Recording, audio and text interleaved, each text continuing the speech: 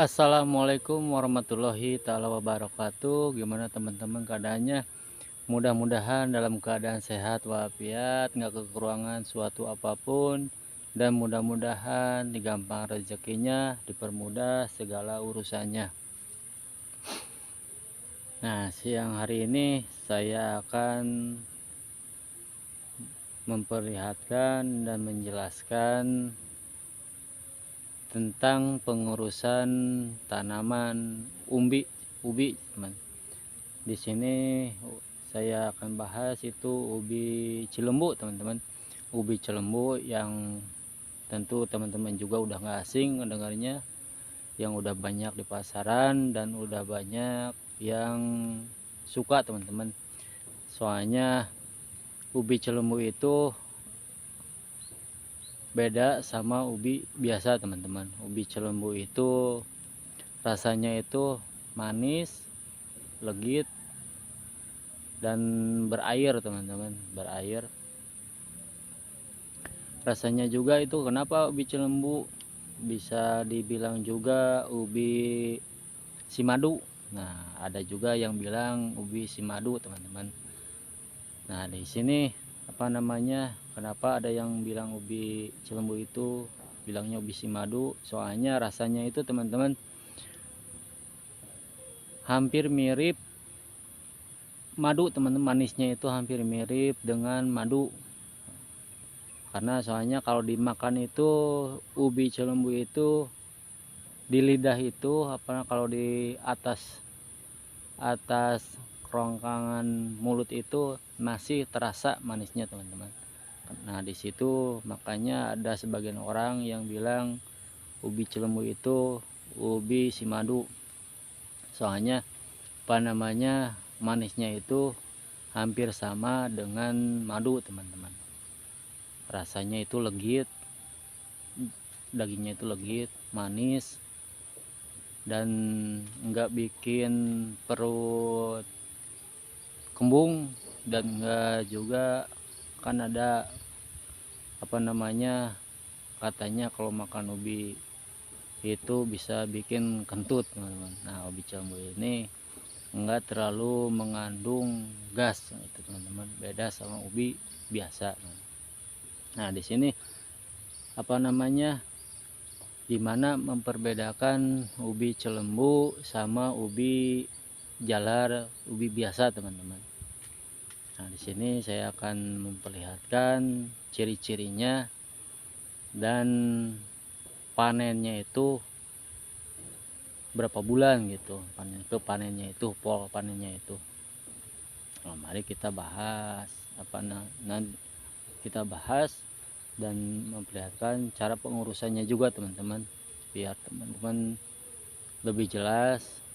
Tapi di video yang lalu juga saya udah menjelaskan cara pengurusan ubi, teman-teman. Nah, di sini sekalian saya akan memperjelas lagi, teman-teman, menjelaskan juga, membahas semuanya tentang ubi cilembu yang fenomenal itu, teman-teman. Biar teman-teman apa namanya, nggak ngegantung informasinya. Kita ikuti terus sampai selesai, teman-teman. Nah, di sini teman-teman saya udah ada 3 contoh ubi yang berbeda, teman-teman. Ubi yang berbeda. Nah, saya akan menjelaskan dulu yang pertama itu ubi dari ubi cilembu, teman-teman. Nah, ubi cilembu, ciri-ciri ubi cilembu itu biar teman-teman nggak salah, ini apa namanya, sepengetahuan yang saya alami. Nah, ubi cilembu itu bisa dibedakan dari apa namanya, dari batangnya juga, teman-teman. Kalau ubi cilembu itu batangnya itu panjang, dari pohonnya ini panjang sampai ke daunnya ini panjang. Yang lebih apa namanya, signifikan dengan perbedaan daunnya itu dari apa namanya, dari daunnya, teman-teman. Nah, dari daunnya itu bisa dikatakan 5 jari teman-teman. 1 2 3 4 5 teman-teman, 5 jari. Nah ada juga yang ubi biasa kayak gini, hampir mirip dengan ubi cilembu daunnya itu. Nah kita bisa membedakan teman-teman, perbedaannya itu kalau ubi cilembu itu dengan 5 jari kayak gini rata, tapi kalau ubi yang biasa hampir mirip kayak gini itu ada apa namanya, kalau kata orang sini itu kayak gergaji itu, bercabang-cabang gitu teman-teman, dan lebih besar daunnya itu. Sedangkan ubi cilembu itu sendiri kecil kayak gini teman-teman, kecil kayak gini, cuman sama berbentuk 5 jari teman-teman, bentuk 5 jari. Nah itu apa namanya, perbedaan ubi cilembu teman-teman. Ada juga di sini, ini juga sama, itu ubi cilembu teman-teman, cuman ini varietasnya itu yang berbeda teman-teman. Yang bulat kayak gini itu hampir bulat, ini apa namanya, daunnya itu lebih besar, kalau ubi cilembu yang varietasnya kayak gini itu lebih besar daunnya dan berwarna kemerah-merahan teman-teman, berwarna kemerah-merahan kayak gini. Sedangkan kalau ubi jalar biasa, itu hijau, lebih dominan hijaunya teman-teman, hijaunya, cuman daunnya itu warna apa namanya, tekstur daunnya itu kecil teman-teman, enggak sebesar yang daun ubi cilembu kayak gini teman-teman. Ini kan lonjong, agak lonjong, sedangkan yang ini berbentuk bulat teman-teman, berbentuk bulat itu ubi biasa teman-teman. Nah di sini juga ada beberapa varietas ubi cilembu. Ubi cilembu itu yang satu itu hijau kayak gini, daunnya warnanya hijau, ke batangnya juga hijau, cuman yang bawahnya itu agak kemerah-merahan. Ada lagi ubi cilembu yang kayak gini, cuman warnanya merah teman-teman, warnanya merah, nanti saya perlihatkan teman-teman. Nah ini ubi cilembu juga, ini yang berwarna apa, batangnya itu berwarna merah teman-teman, berwarna merah, dan daunnya juga ada kemerah-merahan di pinggirnya teman-teman. Nah itu apa namanya, perbedaan ubi cilembu sama ubi yang biasa teman-teman. Nah di sini apa namanya, itu perbedaannya, kalau buahnya itu ubi cilembu daunnya yang berwarna kemerah-merahan batangnya itu, dan warnanya lebih dominan hijau itu, kalau dari buah itu sama teman-teman, kalau dari bentuk buahnya itu sama, lonjong, dan paling besar itu di pasaran itu kebanyakan itu yang suka itu sebesar pergelangan tangan teman-teman, pergelangan tangan, kebanyakan di pasaran itu sebesar pergelangan tangan. Kalau bentuknya itu ya sama teman-teman, kalau ubi cilembu itu lonjong, nggak, jarang sekali kita melihat yang warnanya apa namanya, yang bentuknya bulat teman-teman, jarang sekali. Dan ubi cilembu itu sendiri lebih besar itunya, apa namanya, buahnya itu lebih besar daripada ubi biasa teman-teman. Dari teksturnya itu lebih lembut, lebih legit teman-teman dibanding ubi biasa. Nah di sini apa namanya, kemudahan menanam ubi itu nggak selalu membutuhkan air teman-teman, nggak selalu membutuhkan air. Makanya keuntungan pas di hari musim kemarau itu kebanyakan di pedesaan itu nanam ubi teman-teman. Soalnya ubi itu bisa bertahan di tempat kemarau atau nggak ada air sekalipun itu bisa bertahan hidup teman-teman, dibandingkan dengan lagi musim hujan itu ubi itu gampang membusuk teman-teman, ada total-totalnya di di kulitnya itu. Nah itu kurang bagus juga kalau banyak airnya itu.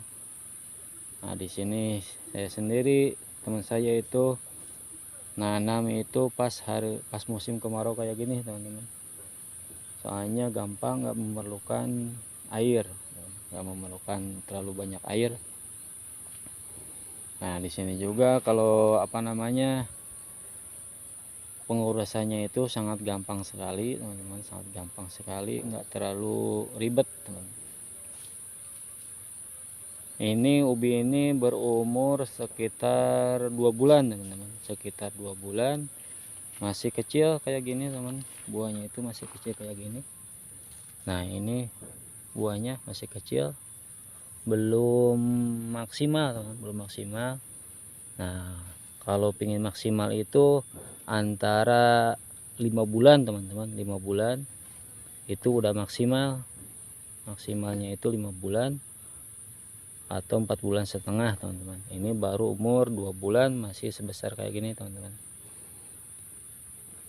masih kecil, masih sebesar 2 jari teman-teman. Nah warnanya itu putih kayak gini, itu ubi cilembu dan panjang teman-teman, lonjong. Nah lonjong kayak gitu buahnya itu. Nah kalau teman-teman pingin maksimal lagi nanam ubi, ingin panennya cepat, itu bisa juga disiram sama air teman-teman. Penyiraman sama air itu seminggu 3 kali juga udah cukup teman-teman, seminggu 3 kali udah cukup. Nah kalau pengurusannya, yang penting kita itu telaten dalam pengurusannya teman-teman. Pengurusannya itu biar ubi itu lebih gampang lebih mudah lagi berbuah, bikin cepat besar berbuah. Nah ini bisa nanti teman-teman bisa bolak-balikan kayak gini teman-teman. Nah seminggu ke sini, nah seminggu lagi ke sebelahnya teman-teman, kayak gitu. Nah kalau pingin memperbanyak ubi, pingin ubinya besar, nggak kecil-kecil, nah bisa teman-teman juga bisa memotongnya, bisa menyeteknya dari sini teman-teman. Nah dari sini jangan terlalu pendek, itu bisa lebih besar lagi ubinya, soalnya kalau ini dipotong nanti gizi nutrisinya itu fokus ke ubinya teman-teman, fokus ke buahnya. Nah teman-teman bisa tadi memotong dari sini teman-teman, yang terlalu pendek, itu bisa lebih bagus pertumbuhan buahnya atau ubinya itu sendiri teman-teman. Nah di sini ada juga jangan sampai dibiarkan ini itu ngerambatnya itu ke tanah teman-teman, jangan sampai dibiarkan ngerambatnya ke tanah sampai akarnya lagi, itu jangan dibiarkan sampai kayak gitu teman-teman.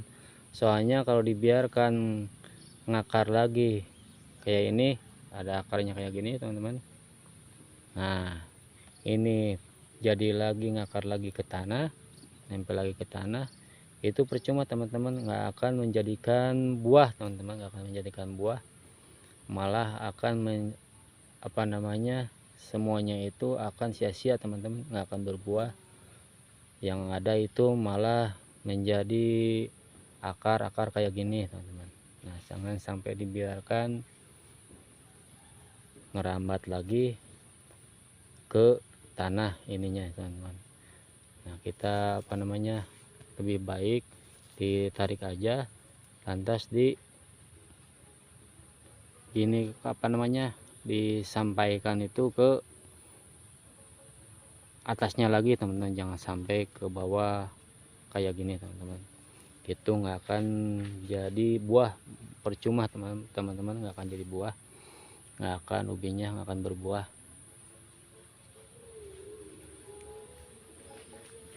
Nah, bisa dicontohkan kayak gini teman-teman, biar lebih bagus buahnya itu.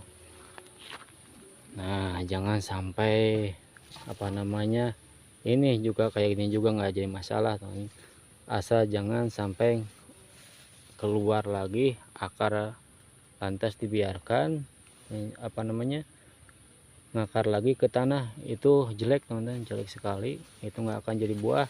Nah, kita bisa diginikan aja, bisa memotongnya, menyeteknya, atau kita bisa ditaruh di atasnya kayak gini. Nah, itu biar menghasilkan buah ubi gitu teman-teman.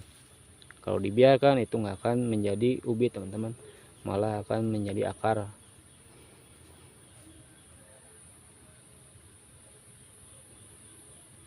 Nah, kenapa ada juga yang bertanya, kenapa harus dibolak-balikan pohonnya itu seminggu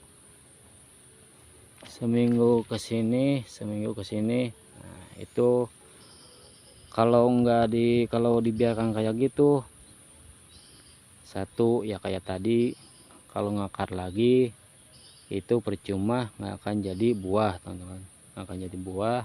Yang keduanya, pertumbuhannya itu jelek. Yang ketiganya itu banyak hama, lebih hama itu memakan ubi teman-teman. Soalnya hama umbi-umbian itu tikus teman-teman, yang utama itu tikus, nggak ada lagi hama yang lainnya, nggak kayak padi, timun.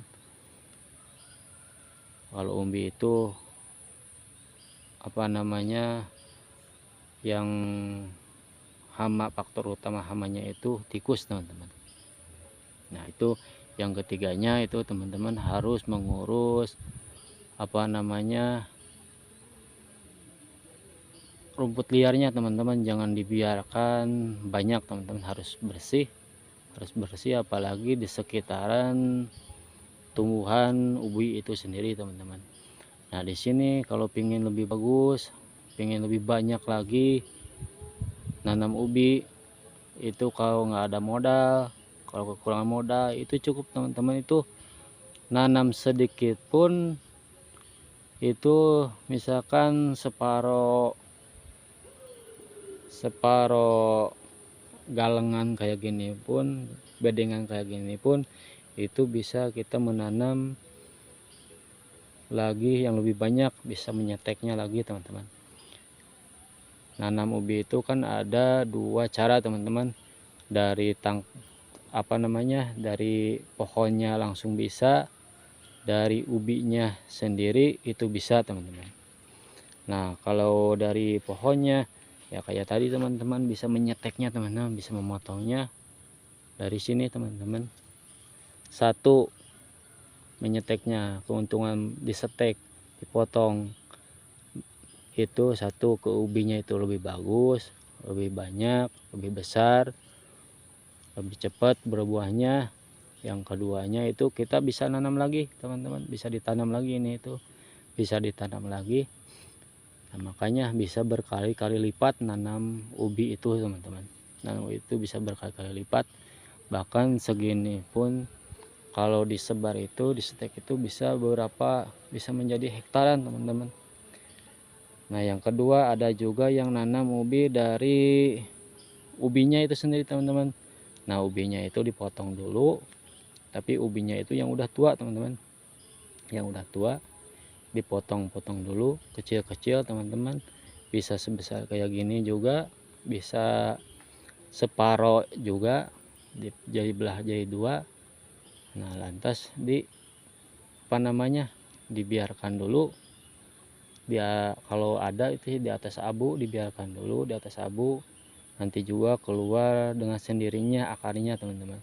Nah, kalau udah keluar akarnya itu, nah baru kita tanam ke tanah teman-teman. Nah, kita sebarkan. Cuman di sini itu yang lebih gampangnya itu, mendingan saya usulkan itu pakai penyetekan kayak gini teman-teman, disetek lantas bisa ditanam lagi teman-teman. Nah itu penjelasan ubi Cilembu teman-teman. Soalnya banyak juga, ada juga sih yang keliru membedakan mana ubi Cilembu, mana ubi biasa teman-teman. Nah, ubi Cilembu itu sendiri si kulitnya itu lebih tipis teman-teman, lebih tipis. Yang keduanya itu tekstur kulitnya dagingnya itu lebih lembut. Kalau dibakar itu akan keluar air teman-teman, bukan air apa-apa, itu keluar air alami kayak pakai gula teman-teman. Kalau kita icipi itu rasanya manis sekali teman-teman. Ya, yang ketiganya itu rasanya itu legit teman-teman, kayak kita memakan buah durian. Nah kayak gitu teman-teman, rasanya itu kayak madu teman-teman. Makanya ada juga sebagian orang juga yang bilang ubi si madu. Nah, ubi si madu. Lantas ada juga yang bertanya, apakah harus pakai pupuk atau enggak? Nah di sini teman saya sendiri itu enggak memakai pupuk apa-apa teman-teman. Cuman tanahnya itu kita gemburkan dulu pakai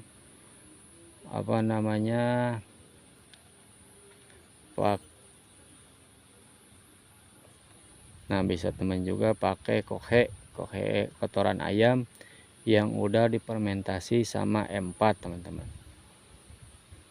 Nah nanti kalau udah difermentasi selama 3 bulan kohe ayamnya itu, nanti kita campurkan di sininya, di tanahnya kita cangkul dulu. Nah udah dicangkul, nanti kita tinggal taburin kohe ayamnya. Nah, campurkan dulu, udah ditabur disatuin dengan tanahnya kohe ayamnya itu. Nah biarkan dulu selama 1 minggu teman-teman, selama 1 minggu biarkan dulu. Nah, udah dibiarkan itu teman-teman, jangan dibiarkan gitu aja, siram sampai rata teman-teman, siram sampai rata. Ya syukur-syukur ada air hujan, itu lebih bagus teman-teman, lebih cepat. Nah udah disiram, biarkan dulu selama seminggu. Nah udah gitu baru bisa ditanami ubi gitu teman-teman, ditanami pohon ubi. Insya Allah akan subur gitu teman-teman, akan subur. Nah ini di sini itu teman saya itu ini umur 2 bulan teman-teman, umur 2 bulan. Alhamdulillah udah kelihatan tadi buahnya itu sebesar ada dua kayak gini, 2 jari teman-teman. Maksimalnya itu ubi itu bisa ditanam, bisa dipanen itu sampai 5 bulan teman-teman. 5 bulan dan baru bisa dipanen. Bisa dipanen, 1 hektarnya itu biasanya itu menghasilkan 30 ton teman-teman. 30 ton ubi teman-teman. Nah segitu dulu dari saya. Bila mana ada ucapan tingkah laku yang salah, mohon maaf. Karena di sini saya bukan ngasih informasi, di sini saya cuma ngasih hiburan teman-teman. Kalau ngasih informasi, ngasih ilmu itu banyak yang lebih tahu dari saya, banyak yang pakarnya di luar sana dari saya. Nah di sini saya cuma menghibur teman-teman, nah, gitu teman-teman. Bila ada kata, ucapan, tingkah laku yang kurang berkenan di hati teman-teman dan cara penyampaiannya yang salah, saya minta maaf yang sebesar-besarnya. Dan bila teman-teman tertarik dengan channel saya, bisa dukung channel saya biar lebih cepat berkembang dengan cara subscribe, bagikan, dan komen teman-teman. Bila ada yang kurang jelas bisa berkomentar di kolom komentar teman-teman, penjelasannya atau kurang jelas bisa di kolom komentar, nanti saya jelaskan lagi teman-teman. Segitu saja dari saya. Terima kasih, mudah-mudahan teman-teman sehat selalu, dipanjangkan umurnya, dipermudah segala usahanya, diperbanyak lagi rezekinya teman-teman. Wassalamualaikum warahmatullahi taala wabarakatuh.